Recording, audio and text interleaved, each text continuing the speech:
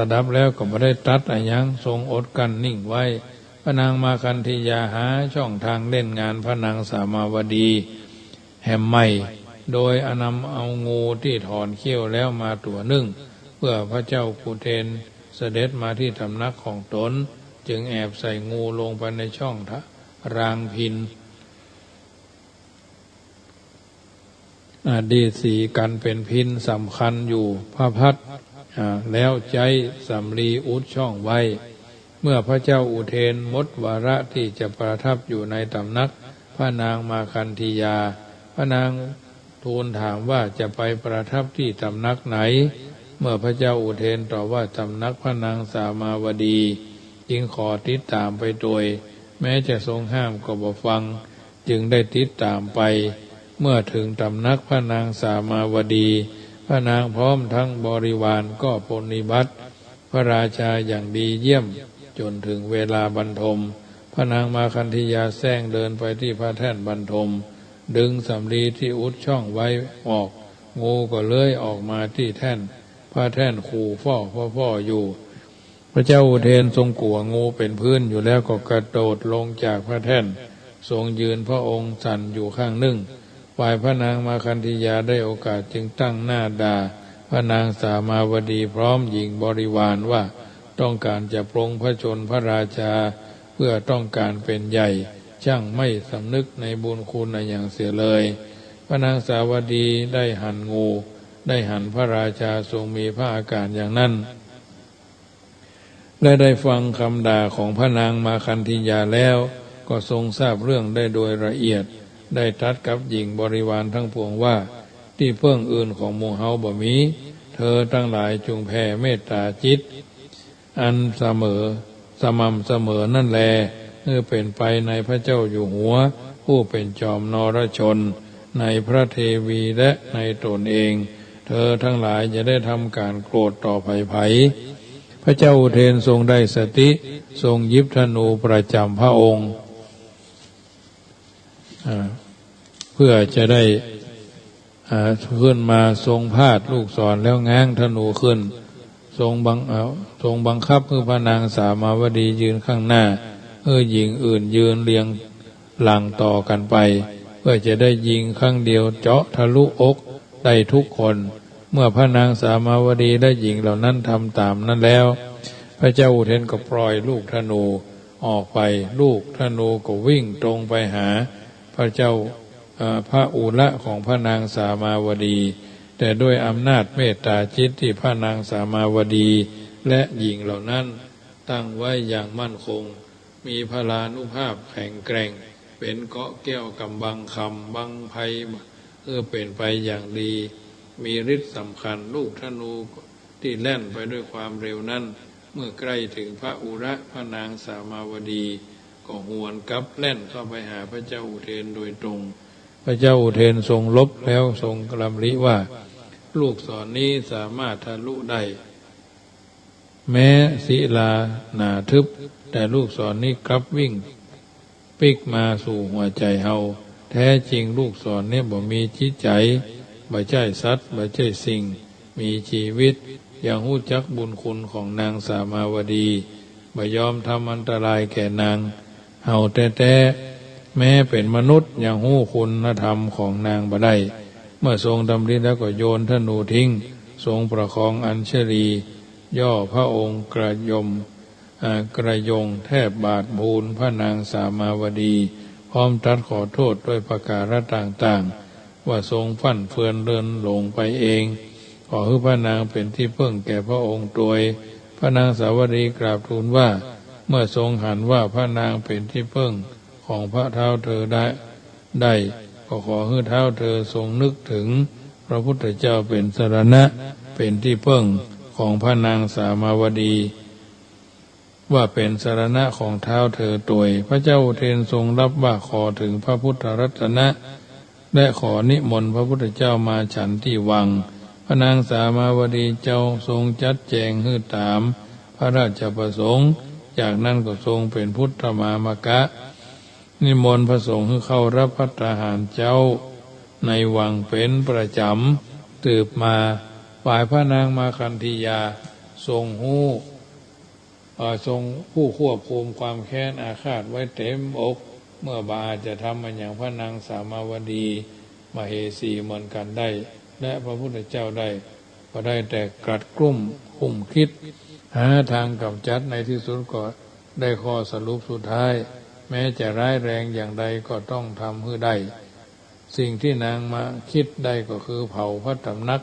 พร้อมทั้งพระนางสามาวดีและหญิงบริวารทั้งหมดพระนางมาคันธียาได้เริ่มต้นด้วยตามแผนนัดแนะกับอาของตนให้จัดเตรียมผ้าชุบน้ำมันไว้ให้มากพอเมื่อพระเจ้าอุเทนเสด็จไปทรงกีฬานอกเมืองพระนางจึงได้สัญญาณแก่ได้จัดผู้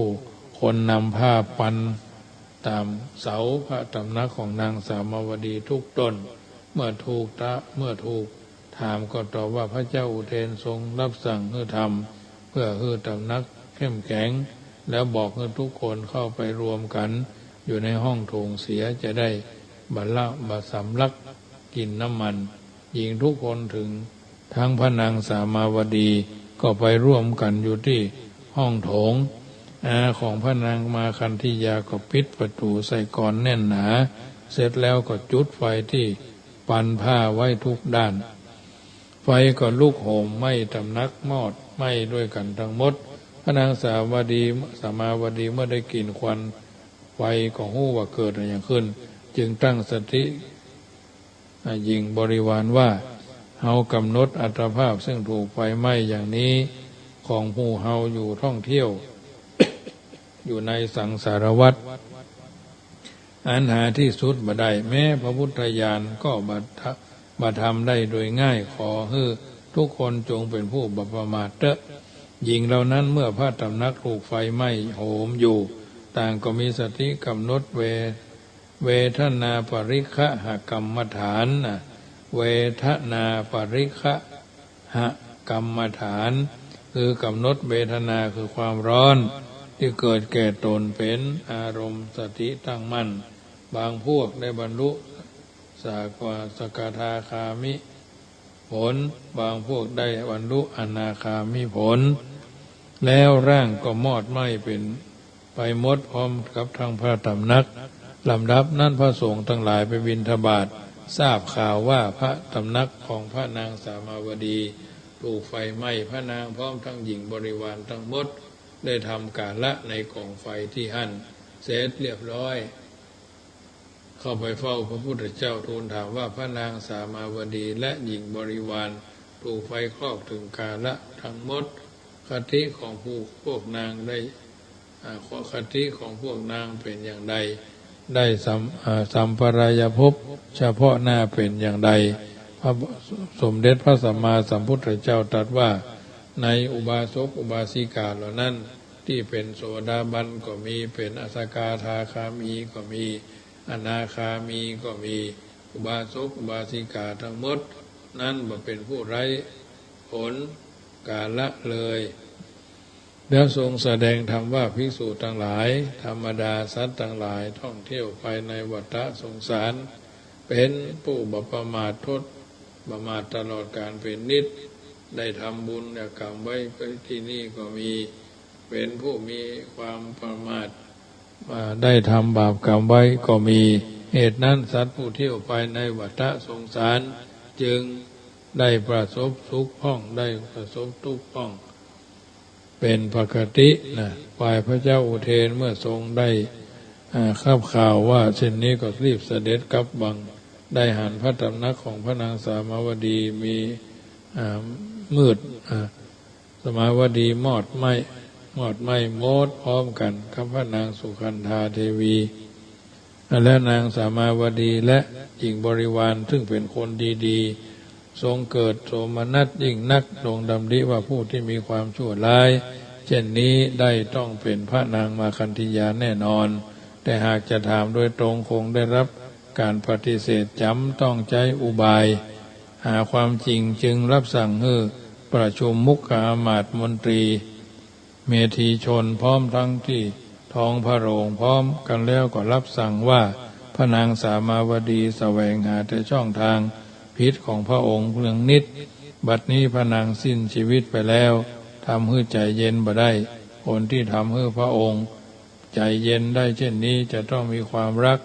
ความปรารถนาดีต่อพระองค์อย่างยิ่งพระนางมาคันธียาอยู่ในที่ประชุมนั้นโดยก็รีบออกมาแสดงตนเปิดเผยให้ผู้ประชุมชงได้รับรู้ว่าคนที่จะมีความฮักความปรารถนาดีในพระราชายิ่งกว่าตนคงบ่มีตนและอาของตนทำอย่างนั้นก็เพราะว่ารักและปรารถนาดีเป็นที่ตั้งพระเจ้าอุเทนระงับอารมณ์ไว้รับสั่งว่าพระนางมาคันธียาเป็นผู้หวังดีต่อพระองค์พระองค์จะพระราชทานรางวัลใหญ่หลวงแก่พระนางมาและหมู่ญาติของพระนางมาคันธียาเป่าร้องพวกหมู่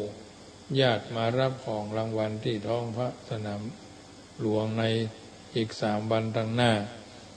พระนางมาคันธียายินดียิ่งนักจึงออกประกาศให้ญาติพี่น้อง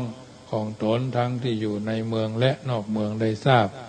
ขอไปรวมกันที่ท้องสนามหลวงในวันที่นัดหมายในช่วงกลางคืนพระเจ้าอุเทนทรงรับสั่งให้เจ้าหน้าที่ขุดหลุมที่สนามหลวงเป็นหลุมลึกแค่สะดือเป็นร้อยเป็นพันหลุมแล้วปิดทับด้วยเสื่อพอถึงวันนัดญาติของพระนางมาคันธียามากันเต็มท้องถนนรอบท้องสนามหลวงโอนโลภต้องการจะได้รับรางวัลพระราชทานบัตรใช่เป็นญาติของนางก็ได้สินบนแก่พวกญาติแล้วบอกว่าเป็นญาติเมื่อได้เวลาแล้วพระเจ้าอุเทนก็ได้เสด็จมาที่ท้องสนามหลวงรับสั่งให้จับกุมทุกคนเข้าไปที่ท้องสนามหลวงโดยให้โยนทุกคนลงไปที่นั่งอยู่ในหลุม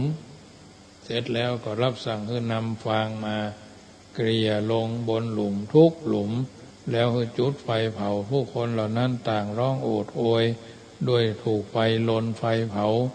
เมื่อหลังถูกไฟไหม้เกรียมแต่ยังบ่ตายรับสั่งให้ไถ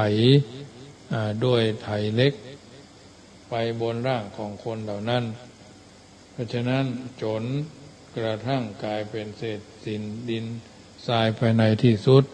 สำหรับพระนางมาคันธียารับสั่งให้เชือดเนื้อออกเป็นชิ้นด้วยมีดอันคมกริบเหมือนเชือดหมูแล้วให้นำไปทอดในกระทะที่ร้อนระอุด้วยน้ำมันบนเตาไฟที่ลุกโชนเหมือนการทอดขนมพระนางมาคันธียาก่อกรรมไว้เช่นใดก็ได้รับผลเช่นนั้นด้วยดังที่ได้อธิบายถามว่านางสามาวดีและหญิงบริวารเป็นอุบาสกอุบาสิกาผู้ถึงพร้อมด้วยศรัทธาเป็นผู้มีอุปนิสัยในทางบุญสร้างบารมีเห็นปานนี้ฉะไหนจึงถึงแก่ความตายอันบ่สมควรเลยคำตอบในข้อนี้สมเด็จพระบรมศาสดาได้ตรัสไว้ว่าความตายอันยิ่งเหล่านั้นได้แล้วสมควรแท้แก่กรรมซึ่งพวกได้ทำนางไว้ได้ทำไว้ในอดีตดังนี้แล้วตรัสเล่าเรื่องที่ให้ทุกเจ้าทั้งหลายฟังว่าการละครั้งหนึ่งพระพุทธเจ้าและพระเจ้าพมทัตเสวยราชสมบัติอยู่ที่เมืองพาราณสีมีพระปัจเจกพุทธเจ้า8 องค์เข้าไปรับบิณฑบาตในวังเป็นประจำแม่หญิง500 คนมีศรัทธาคอยบำรุงดูแลพระเจกพุทธเจ้าทั้งหมดต่อมาพระปัจเจกพุทธเจ้า7 พระองค์ได้กลับไปยังป่าหิมพานต์แต่องค์หนึ่งปลีกตัวไปเข้ากรรมฐานที่พงหญ้าแห่งหนึ่งใกล้แม่น้ำเมื่อพระปัจเจกพุทธเจ้าออกจากวังไปทั้งหมดแล้วพระเจ้าพมทัตจึงรับสั่งจึงพาหญิงเหล่านั้นไปเล่นน้ำกันที่แม่น้ำหมู่นางเล่นจนเหนื่อยจึงขึ้นมาถูกความหนาวรบกวนจึงไปที่พงหญ้าจุดไฟขึ้นแล้วยืนผิงไฟกันแต่บ่ฮู้ว่าพระปัจเจกพุทธเจ้าอยู่ในพงหญ้านั้นเมื่อไฟลุกลามไปจนถึงตัวท่านจึงมองหันกันพวกนางต่างก็ตกใจกลัวภัยเกิดว่าถ้าพระเจ้าอยู่หัวหรือภัยมาหันศพ พระปัจเจกพุทธเจ้าหมู่ตนจะต้องถูกลงโทษจึงช่วยกันหาฟืนมาหาฟืนมาหาเศษไม้มาเป็นที่สุมร่างของพระปัจเจกพุทธเจ้าเมื่อเผาแล้วก็จะได้เหลือแต่ซากแล้วก็พากันครับโดยเข้าใจว่าศพคงถูกไฟไหม้เป็นต้นแต่ข้อเท็จจริงพระปัจเจกพุทธเจ้าหรือผู้ที่เข้าสมาบัติอยู่จะมีคนนำฟืนสุมหลัวมาเผาท่านก็มาทำอันตรายแก่ท่านแม้แต่เพียงท่านผู้รู้สึกอุ่นได้เลยดังนั้นพระปัจเจกพุทธเจ้านั้นจึงออกจากสมาบัติในวันที่7และลุกขึ้นไปตามสบายหญิง500 คนนั้นก็ได้รับผลกรรมที่ตนกระทำไว้ไม่อยู่ในนรกหลายพันปีเมื่อมาเกิดมาเป็นมนุษย์ถูกเผาด้วยไหม้อยู่ด้วยเลือดเนื้อเชื้อไขหรือสิ่งที่มันเป็นไฟทำมือฮ้อนในทำนองหนี้สินร้อยอัตภาพแม้ในชาติปัจจุบันเกิดจากพระนางสามาวดีเป็นบรมเหตุและเป็นหญิงบริวารที่ถูกไฟไหม้เหมือนกันด้วยอำนาจความบาปกรรมที่ทำไว้แม้จะในตอนแรกไม่มีเจตนาเผาแต่ตอนหลังมีเจตนาเต็มที่เพื่อจะลบหลักฐานมาได้อันเนี้ยคือธรรมะเป็นคำสอนในส่วนแห่งเสียงธรรมก่อนรับตาประจำค่ำคืนของวันพฤหัสบดีที่16ญาติโยมสาธุชนได้ยินได้ฟังแล้วนึกถึงบุญถึงกุศลถึงบารมีธรรมที่ได้กระทำบำเพ็ญกันมาเป็นประจำเพิ่นบอกว่าชาติพันธุ์มนุษย์เกิดมาแล้วถ้าบ่ได้สะสมบุญญาบารมีแต่เสียบัดนี้มีชีวิตอยู่ไปก็ไร้ค่าเพราะที่ได้เกิดมาเป็นมนุษย์นั้นมันแสนเลิศประเสริฐสีโอกาสจะได้หวนพลิกมาก็คงจะมองหาลิบลีหรือแทบบ่มีด้วยเหตุนี้ท่านจงรีบประกอบธรรมตามที่เรามีความถนัดถนีเพื่อนบอกว่าบุญเติมเสริมส่งให้ได้ดีบุญยิ่งทำยิ่งจะวีเพิ่มพริ้งบุญยิ่งมากยิ่งความสะดวกบุญยิ่งบุญติดตามตัวที่ไม่เดี๋ยวบุญติดตามไม่ทิ้งเช่นเขาเงาตนบุญเป็นอริยทรัพย์อันประเสริฐบุญเป็นสิ่งชูเชิดให้เกิดมีบุญเป็นบุญญาราศีความดีพร้อมบุญเป็นที่นบน้อมความสุขทุกชาติไปรายการเสียงธรรมก่อนรับตาประจำค่ำคืนของวันพฤหัสก็มาถึงช่วงสุดท้ายก่อนนำรายการจากท่านไปก็ขอประชาสัมพันธ์บอกเจริญพรเนอะว่าจังกรรมจะมีการแสดงพระธรรมเทศนาพิเศษในเมื่อค่ำยำแรงของวันที่21วันที่21เป็นวันอังคารเป็นวันเดือนเพ็ญ12เดือนขึ้น15ค่ำภาคเจ้าก็ใส่บุญหยาดน้ำตาลขันเข้า9 โมงไปก็ฟังต้อมกันพระปฏิโมกข์14 นาฬิกาก็ฟังพระธรรมเทศนาวิสุทธิยาแล้วก็มีการทักษิณาปังสกุลดีเจ้าวาดผู้มีพระกราคุณกับวัดอันนี้ก็ญาติโยมได้ยินได้ฟังแล้วก็สามารถร่วมทำบุญได้ต่างเป็นกองบุญไว้จำนวน64กองบุญกองบุญละ99 บาทปัจจัยเป็นกาตันเตศการทำการสวดกันยังเลี้ยงดูปู่เสือเป็นอาหารวันนั้นก็จะได้เลี้ยงขนมเส้นน้ำยาให้ญาติโยมได้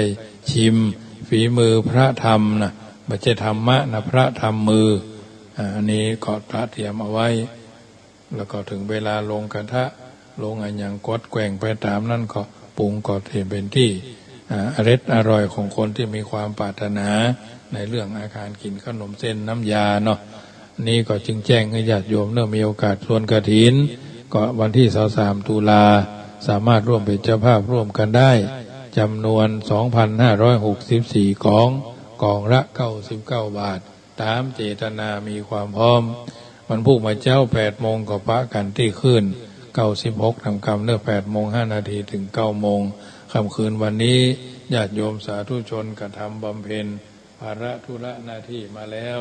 ตรากตรำทำการทำงานก่อนจะเข้ารับเข้านอนกับบูชาไฟไหว้พระน้อมนำเอาสิ่งที่เป็นมังคละเกิดกับตัวกับตน อัดไหวพระนพธรรมพระพุทธเจ้าพระธรรมพระสงฆ์พ่อแม่ครูบาอาจารย์แล้วกล่าวคำแผ่เมตตาว่าก่อนท่านนอนหลับไปในคืนนี้จงตั้งดวงฤดีไว้ให้มั่นนึกถึงกุศลผลความดีที่ผูกพัน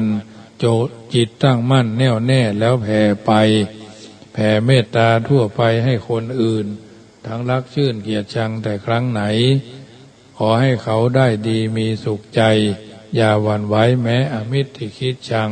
แล้วใจเราจักสบายคลายเร่าร้อนเพราะจิตผ่อนความเครียดแต่หนหลังอานีคาสุขีอัตตนังพ้นทุกขังก็เพราะจิตคิดดีเอ่ยรัตนัตยานุภาเวนะรัตนัตยเตจะสาพุทโธโยแค้วคาดธัมโมโยแค้วคาดสังโฆโยแค้วคาดพระพุทธเจ้าย้ายบาทอิติปิโสภควารายการเสียงธรรมก่อนรับตาขอนำรายการจากท่านไปก่อนพบปะกันใหม่คืนวันเสาร์เนอะใดๆในโลกล้วนสดสดีสิ่งนั้นจงมีแก่ท่านทุกคนทุกท่านสทาสุธี